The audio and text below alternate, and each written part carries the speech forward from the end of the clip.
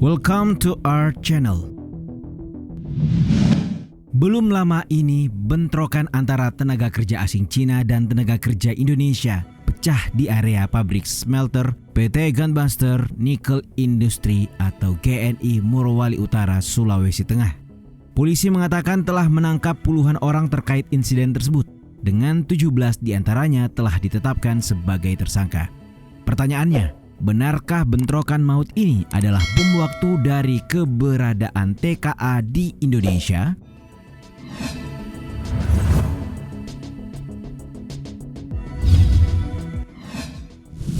TKA Cina paling banyak di RI. Berdasarkan data Kementerian Ketenagakerjaan atau Kemnaker pada November 2022 lalu, ada sekitar 111.746 tenaga kerja asing di Indonesia. Jumlah tersebut diketahui lebih tinggi dari era pra-pandemi, sekaligus rekor terbanyak sejak tahun 2017. Sementara dari negara asal, data itu menunjukkan TKA di RI masih didominasi oleh Tiongkok sebanyak 37.711 atau setara dengan 42% dari total. Disusul oleh Jepang 9.870 dan Korea Selatan 9.302 pekerja. Di kesempatan lain, Dirjen Pembinaan Penempatan Tenaga Kerja dan Perluasan Kesempatan Kerja atau Binapenta dan PKK, Suhartono mengatakan tren tenaga kerja asing ini menurun. Melalui rapat panja pengawasan tenaga kerja asing dengan Komisi 9 DPR RI pada Februari 2022, ia menegaskan, meski turun tetap saja Tiongkok masih yang terbesar. Padahal nilai investasi Singapura jauh lebih besar dibanding Tiongkok. Hal ini lantas menghadirkan pertanyaan, jika total investasi dari Tiongkok bukan terbesar, mengapa jumlah TKA asal sana menjadi yang terbanyak? Sebagaimana diketahui, berdasarkan data Kementerian Investasi BKPM, nilai investasi dari Tiongkok mendominasi selama 3 tahun terakhir. Meski demikian, Singapura menjadi nomor 1 sebab telah mencatatkan total investasi sebesar 6,5 miliar dolar Amerika Serikat sejak tahun 2019. Kemudian pada tahun 2020, nilai investasi naik menjadi 9,77 miliar dolar Amerika Serikat dan tahun 2021 sebesar 9,39 miliar dolar Amerika Serikat. Sementara Tiongkok berada pada peringkat kedua pada tahun 2019 sampai 2020. Lalu pada tahun 2021 peringkatnya dikalahkan oleh Hong Kong.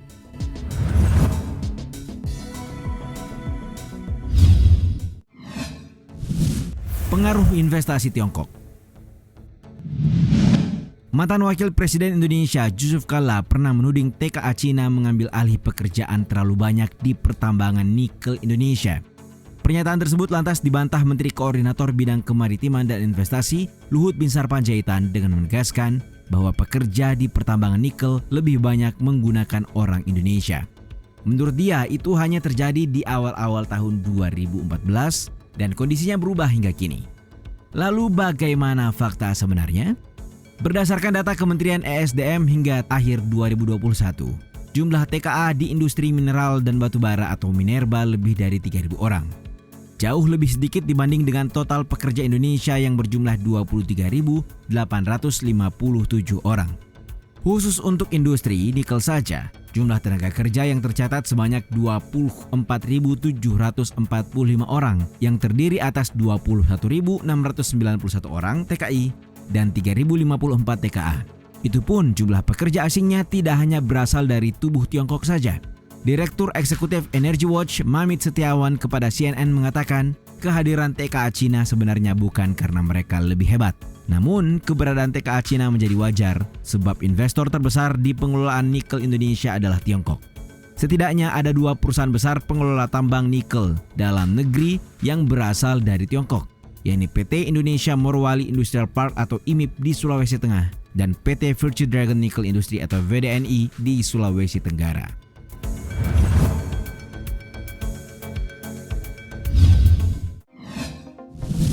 Tenaga kerja Cina di Morowali. Indonesia Morowali Industrial Park atau IMIP mendapat banyak perhatian. Terlebih belakangan IMIP disebut-sebut menjadi sarang TKA dari Tiongkok. Namun hal itu ditepis perusahaan dengan mengeluarkan data bahwa jumlah TKA Cina saat ini hanya 3.121 orang.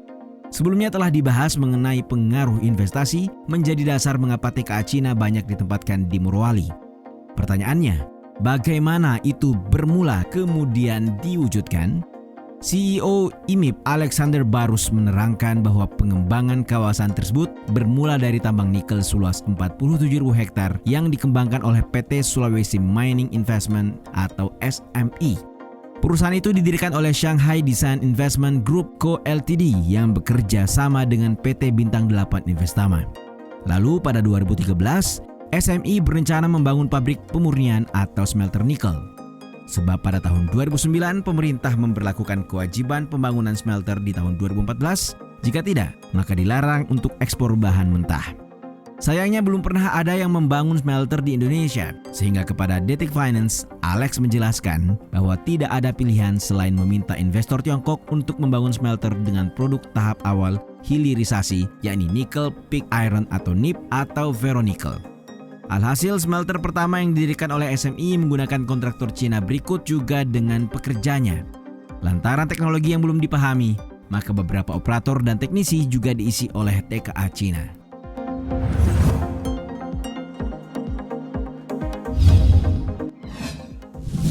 Protes keselamatan tempat kerja. Pada 22 Desember 2022 lalu, sebuah ledakan di smelter 2 Tungku nomor 17 PT GNI di Kecamatan Petasia Timur, Morowali Utara ramai diberitakan. Kebakaran itu membuat 2 karyawan PT GNI terjebak di lokasi. Mereka adalah Nirwana Selek dan Imade Devri Hari Jonathan yang bekerja di bawah Departemen Smelter Produksi PT GNI Morowali Utara. Hal ini lantas memicu protes keselamatan kerja yang berbuntut pada pembakaran puluhan asrama dan aksi pengrusakan peralatan.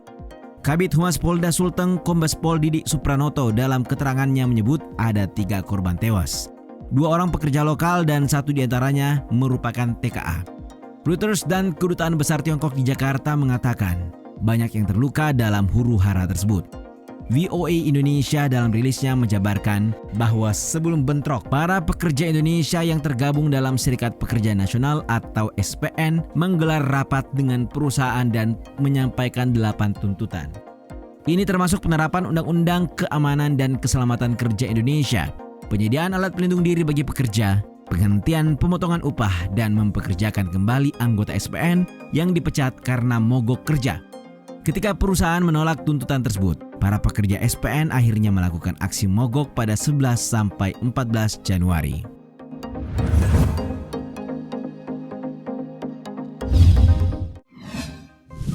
Kronologi tawuran antar pekerja PT GNI di Morowali Utara.